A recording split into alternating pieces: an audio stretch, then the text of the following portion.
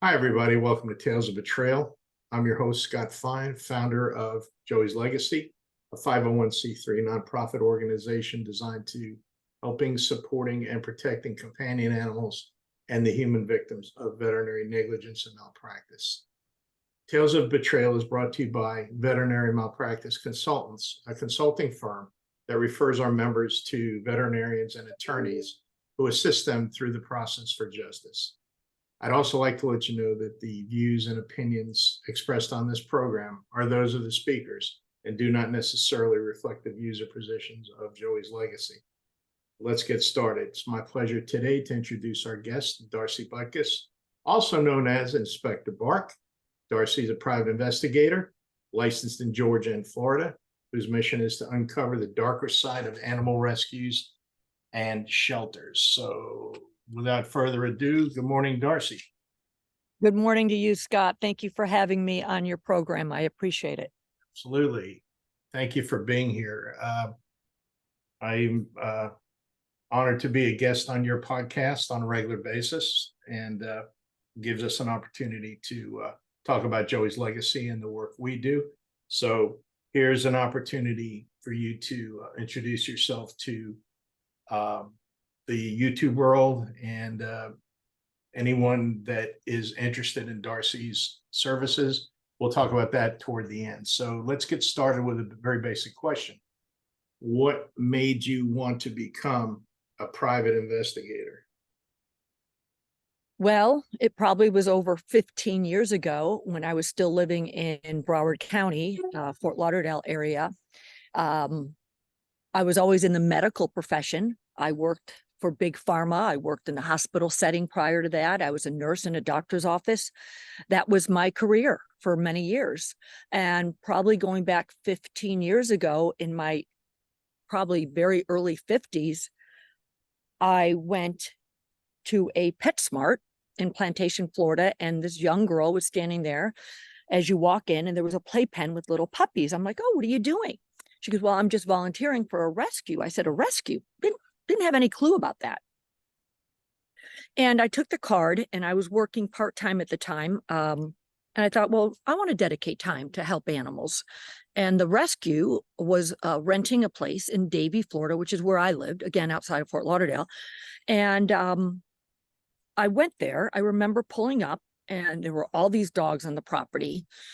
And the woman was an older woman. And she said, oh, why don't you just take this dog? It was a Cocker Spaniel, and it really needed grooming. She literally handed this dog to me over the chain link fence. And I'm thinking to myself, wouldn't you think she'd want some identification or something? And I realized in time that this woman did not have the animal's interest at heart.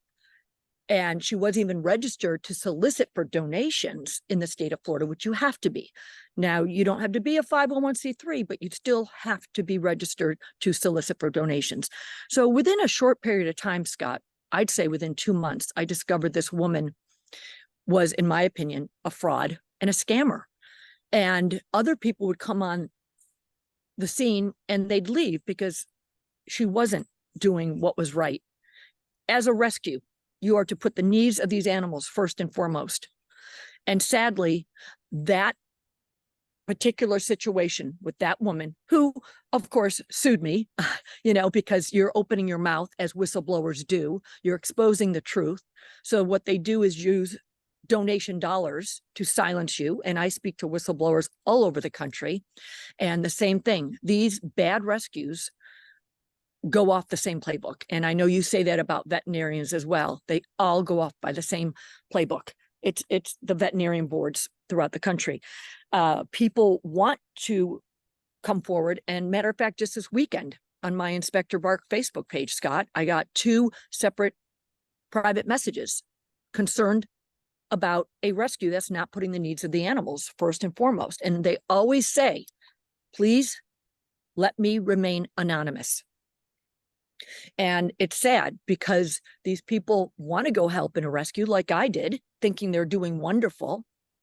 And I always say that when you have a name of a rescue coupled with a 501c3 status, it's a disaster in the making, in my opinion. I will confer with other people that do what I do, research, investigate, pull court records, and I honestly will tell you that 80%, in my opinion, in my research, 80% of these people are bad apples. You got to realize the IRS gives every Tom, Dick, and Harry a nonprofit status. So we've got to stop it right where it's starting. They don't do the vetting of these people like I do. So how easy is it to get a 501c3 status as a rescue? How easy is it? I mean, is it a matter of just a few questions and that's it? I've never looked at an actual application, but back in the day, it used to be harder. Now, I don't even know what the application fee is, maybe a couple $100 or so. There are companies out there that do help you get started as a 501c3, but these people learn from each other, Scotty. They learn from each other. So how many cases would you say you've investigated over the years? So many I can't even count. I was asked that question a couple of years ago by a reporter. I mean, if I were to pull my file, because I am nationwide, I'm licensed here in Georgia, I'm licensed in Florida, I give my own time and dime to these people. I feel it's worth it because they're wanting to come forward to speak for these animals that can't speak for themselves.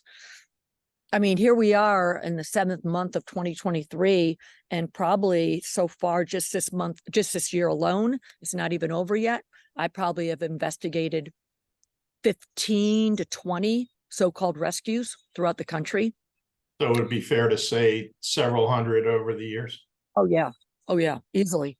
Yeah. And they're all coming out of the woodwork because people nowadays, it's sad because you can't trust people nowadays. There's so many different scams out there, from the supposedly the Geek Squad sending you emails saying that you owe $499, and people fall for it, especially the elderly.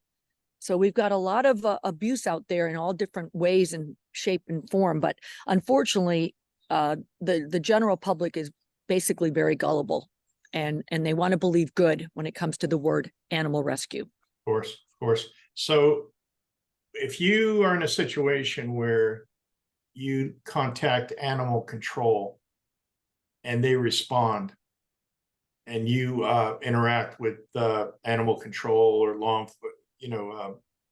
other agents, other law enforcement agencies, are they cooperative with you? Do they work with you directly, or do they just take your information and go off and do whatever they do? Some do and some don't. It depends on who you get on the phone. And I knew that what I wanted to do is become a private investigator, because I felt that would open more doors for me to speak to local officials, state officials, federal agencies, instead of some crazy, dog lady. And with that, I mean, I'm very proud of the fact that after 2 years, every PI in the state of Florida and Georgia, you have to be under another detective agency umbrella for the first 2 years, like an internship. And I completed that. And then in order to have your own detective agency, you do have to take a state test. Very hard here in Georgia. And I passed that, and I own my own detective agency. So in addition to what you mentioned at the beginning of the show, my slogan is I sniff out the best and the worst in canine care. And sadly, more people write to me regarding the worst. So would you say that there's more corruption, more dirt when it comes to rescues or shelters, or is it about the same?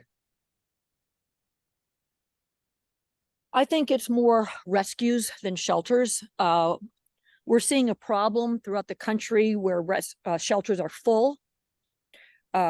We are seeing a problem where this no-kill mentality that Best Friends out of Utah is putting out there.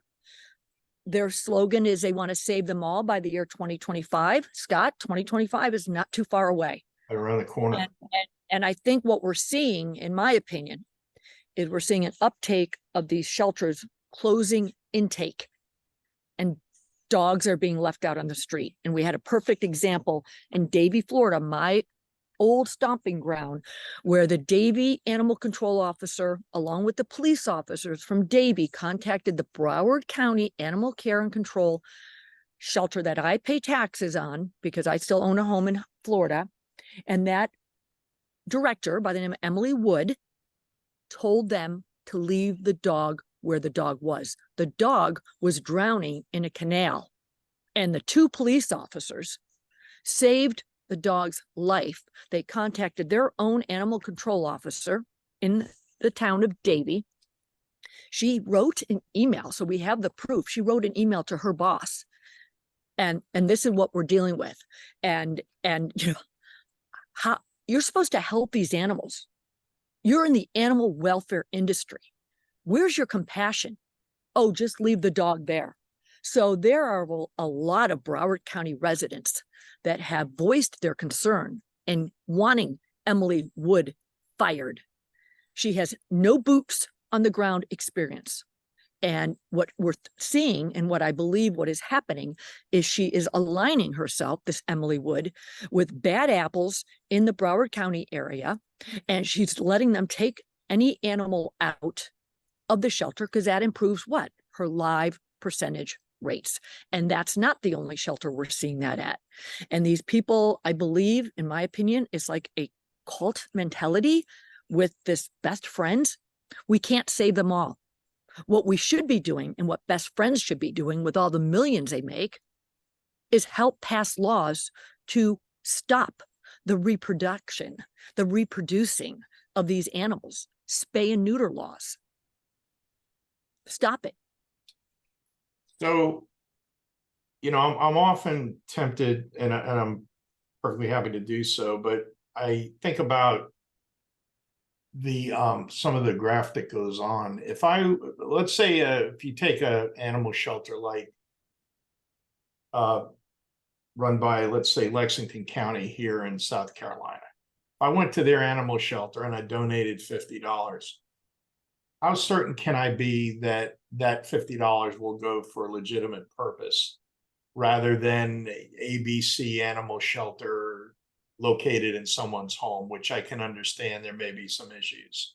I mean, in other words, I guess what I'm saying is, would you say that most animal shelters that are run by municipalities or counties are legit, or have you come across situations where that's not the case? That's not the case. Unfortunately, there's some good shelters out there and there's some bad ones, and it all depends on who's running them. So if Lexington County, the employees for Lexington County employees are running the shelter, is it a fair statement that more likely than not, that's a legitimate shelter, and making a donation there, that donation is going to go to legitimate purposes, or is that not a fair statement? Depends on who's working behind the doors. And what I would recommend to anybody listening is to go see your local shelter, volunteer at the local shelter, socialize with these dogs and cats. But if you don't feel comfortable giving money, I always say they're always in need of maybe dog beds or towels. I mean, they're always, mopping if they're doing it properly. They have to properly, maintain the environment, and there's a certain protocol and the proper way of cleaning. But if they don't know what they're doing, why are we seeing in some of these so-called shelters an uptake in parvo and diseases that are easily communicable among the animals if you're not properly sterilizing and cleaning the facility? So it all depends on who is, the head of that operation, because whoever is at the head, all that flows downward. Okay. I mean, I've got some great shelter directors that care deeply, and there's one in the state of Tennessee, and I admire her very much. So my local shelter is right down the street from me. Visit your local shelter. And I just encourage people to not believe everything you see on the internet, because these people have a way to pull at your heartstrings, and they know it will get to you, because most people will give their last dollar to help an animal in need. And it's pretty upsetting when you find out that your money, and you're on a fixed income, is going toward the founder's manicures and pedicures, and we see that happening a lot, and it's misappropriation of funds, but rescues are not regulated.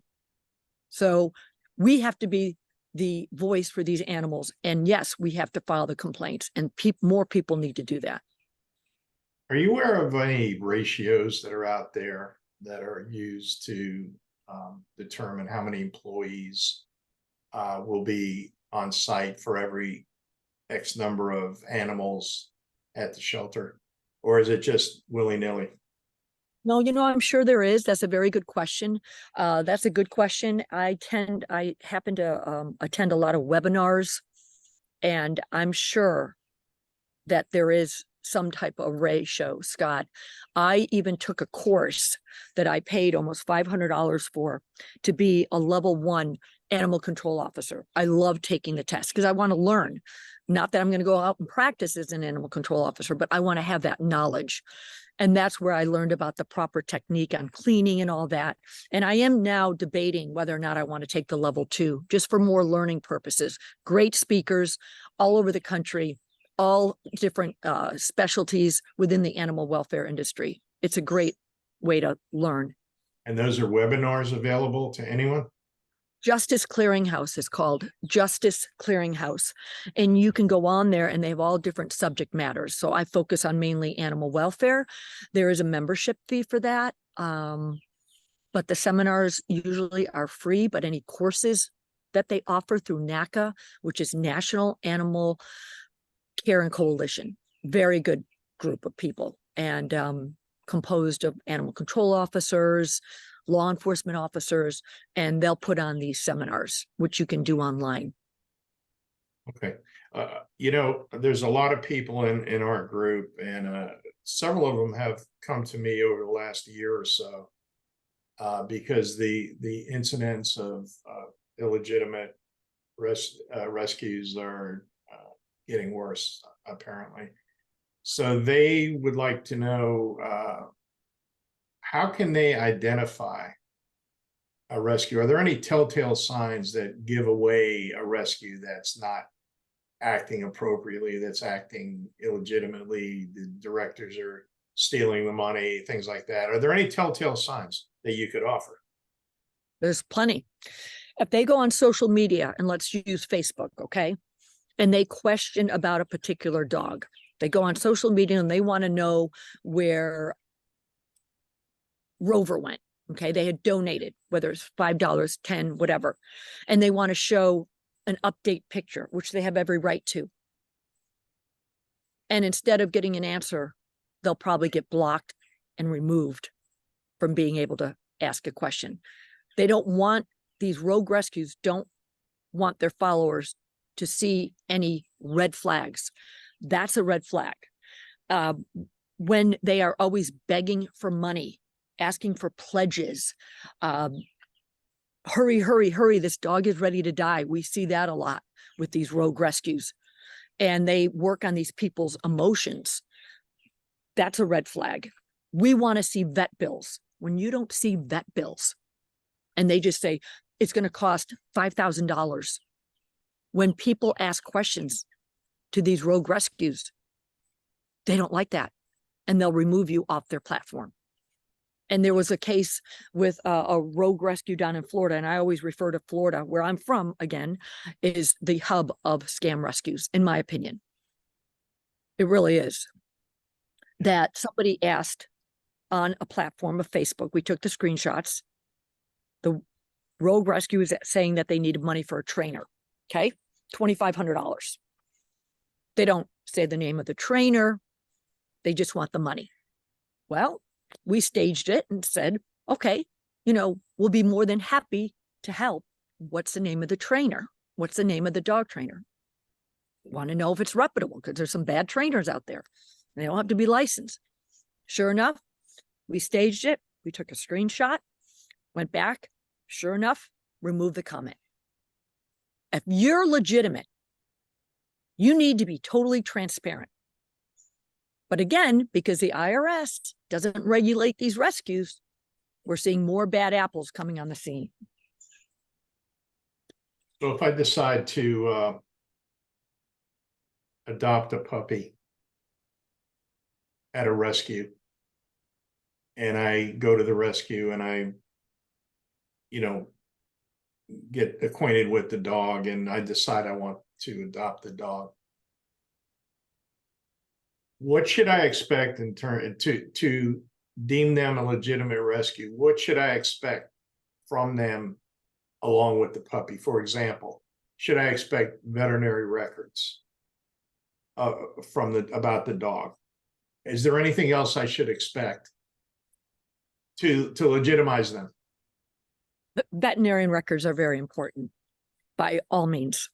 And unfortunately, if they're not on the up and up, we've seen even documentation that's falsified. But a bad rescue is going to align themselves with a bad vet. And that's where you come in, unfortunately, and all your followers that are growing in your page by leaps and bounds and sharing their experiences with their four-legged family member. So keep in mind that a lot of these bad rescues go from vet to vet to vet because a lot of them stick the veterinarian's office with a bill and they don't pay it. Okay. So they'll leave an outstanding balance, could be a few $100s to a few thousand. And really, the veterinarian office should go after these people and sue them. But these scammers know that most of them are not going to bother by the time they hire an attorney or go into small claims court if it's under 15,000. So they move around to vets. And I think the vets need to really be vocal. So But they're afraid to. They're afraid to. They don't want to get involved, basically. okay, but I guess what I'm a little confused about is where does the vet fit into the picture? Is that animal that I want to adopt, has that animal been to that vet and the vet has given him a clean bill of health and then it goes back to the rescue and then I adopt the animal? Normally, that's the case. I mean, the first thing these people should be doing, if, let's say they pull dogs out of a shelter, the first thing you need to do is take that dog or that puppy to their vet and get it assessed. Absolutely. Absolutely. But what we're seeing is some of these people will pull these dogs out of a shelter and they'll be in a parking lot the next day trying to get them adopted out. And people are naive. They're gullible. I mean, the first woman down there 15, 16 years ago, the one that I encountered, she would always lie to people and say, oh, I'll send you that information, or the dog ate it. Lies. They lie. These people have no moral compass. It's not even upside down. It doesn't exist. And they're really good at manipulating people that truly want to help or adopt the animals. And they lie. And we're seeing an uptake in dangerous dog bites because these rescues are not disclosing the temperament of the dog. How do you do that? I mean, these people have no integrity, no morals, and they need to be exposed for who they really are. So are you aware of any rescues that have been defendants in any type of litigation brought by someone who wants to adopt the animal and something went wrong, so they sued the rescue? Anything like that? How often do you hear that kind of those kinds of Not often enough, Scotty. We had a case in Arizona and the guy was great. He and his fiance kept in close tabs. They adopted a puppy. They tried everything to save that puppy, spent thousands of dollars in taking it to the ER. It died of parvo. The rescue went blank, never responded. And that rescue is called the Big Mutt Network, the Big Mutt Network. And now she escaped Arizona because they were onto her and she's somewhere else. I think she could be in Colorado. I'm not sure. Bad person, got a criminal record. These people are not upstanding citizens, and they have figured out a way to infiltrate into the world of dog rescue, cat rescue, the industry and make money off the backs of these dogs. And it's really upsetting. Your question should be, how many of these rogue rescues are the plaintiff suing whistleblowers? Okay. So Okay. I'm going to, Answer, let's go with that. Sadly, answer you'll them. see all over the country. And again, they go off the same playbook that these rogue rescues are trying to shut you up. First, they'll send you a cease and desist, which is just a scare tactic. Okay. A cease and desist. And I consult with lawyers all the time. Basically, you can just, put it in your bathroom and use it as toilet paper. Yeah. Unless it's signed by a judge, then that's a different story. But I've never seen one signed by a judge. So the rogue rescue aligns themselves with, in my opinion, a rogue attorney, because they're getting paid. They could care less. And they use most likely donation dollars, because most of these people don't have a job outside of rescue. So this is where donation dollars are going to try to shut people up. There's a case in Colorado that I know, and I've been sued. Okay. These people, I believe, and I always say, those who attempt to shame you, fear you, because what they'll try to do is they'll try to discredit those speaking the truth. And they'll try and discredit me in every way, shape, and form. And that's fine, because it doesn't bother me at all. These people are bottom feeders. And if you want to try to shame me, do it all you want. I know that my moral compass is pointing straight up. Absolutely. And I've got animals' best interest at heart. Absolutely. So tell us about your podcast. Thank you. Well, you are always my first guest on the show. I like to do them on Wednesdays at 12 noon Eastern time. And I could do one pretty much every week. It's just the time factor. So we've got one scheduled this Wednesday, which is July 19th at 12 noon. I just sent out the first blanket email. It goes out as a blind copy to over 4,000 recipients throughout the country. And we will talk about anything in general, but I'd like to have you come on, Scott, as my first guest. Normally we have, unfortunately, a victim of yours that usually will speak. And then I have other people that call in. I encourage other platforms such as Scam Rescues Advocacy Forum is a group page on Facebook. They are growing leaps and bounds. The admins are doing a great job putting out the information. Guard Dog USA, exposing bad breeders, shelters, rescues, fantastic. And, the bad and ugly in the world of pets, which I help administer, and my Inspector Bark. There's not many platforms out there that will put their neck out to expose these bad apples because of the retaliation and the repercussions. Is there a way for listeners to support you? I'd love for them to support me.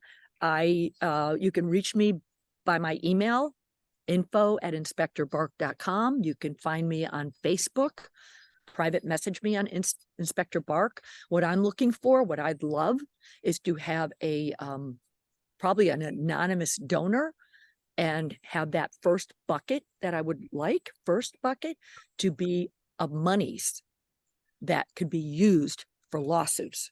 So if I do my homework and somebody comes to me and I want to make sure it's not a personal vendetta, and they send me all the information on the rescue that they have in question, and they're being threatened with a lawsuit, I'm going to consult my lawyer, and they've gotten a cease and desist, and we can look and say, we need to expose this rescue. Let's go with it. That bucket of money would be used for legal fees, legal representation. So that person can now come forward and have that anxiety off their shoulders because the lawsuit will be funded. So someone can remain anonymous when they first approach you. Can they remain anonymous throughout the entire process? If you investigate their case and you determine that they have a legitimate case and there's perhaps criminal activity involved, can they remain anonymous throughout, or do they at some point have to come forward? Well, we encourage them to provide us with as much information as possible. If you reach out to Inspector Bark or the Bad and Ugly page, the Bad and Ugly in the World of Pets, it will tell you in a private message, anything kept in this, forum as a private message is strictly confidential. And if they tell us they do not want their name out there, we have to honor that. However, if there is anything where it's criminal activity, we've got to make the phone calls, and I'll make that phone call. If they know that there's animal hoarding, animal neglect, animal cruelty, and they're afraid, I'll make that phone call, and I'll call for a wellness check or call the police department, which I did recently in Florida, in Orange County. And the next morning, and I talk about that in the body of my email for this podcast coming up, that the animal control officer, the senior animal control officer, called me back. Unfortunately, that was on June 7th. And within the body of the email, and I posted it in your group, the body of the email has a link to a recent story. And it's also on the body of my Inspector Bark page, where they just went back to that home. They went on June 7th or June 8th, somewhere around there. And I just got notification from several people. The news report was that they raided the place, I think around July, last week. So it was just not even a week ago. A young girl, 25 years old, convicted felon, multiple arrests, lived with her grandmother, the grandmother most likely enabling her. So, you know what I like to say, if people get offended, I'm sorry, then don't listen to my podcast, because I often say, scum attracts scum and liars stick with liars. Absolutely. And I love that saying. Yeah. All right, let's get into one more thing real quick here before we end this. What is your email address for people to contact you? info@inspectorbark.com. I will never be a 501c3, Scott, but donations, love it. If you believe in my mission, this is all I do. I dedicate most of my time to this, exposing these bad apples, and it would be appreciative, because I do spend a lot of my own time and dime on this, and find us a wealthy benefactor that can help support this. These animals need us to be their voice. Absolutely. Absolutely. And you do wonderful work. You do amazing work. And we have to just keep fighting until we see a major change in the areas and the spaces that you and I work. And we're working toward it slowly. I think we've made some progress, but there's a long way to go. And as much support as we can get would be very appreciated, very much appreciated. Okay, Darcy Butkus, Inspector Bark, thank you so much for joining me. We'll do this again in the near future. And this is Tales of Betrayal. I'm Scott Fine. Look for all of our episodes on YouTube and other platforms, and we will see you next time. Thanks, Darcy. Thank you, Scott. Have a good day. You Take too. care. Thank you so much. Bye-bye.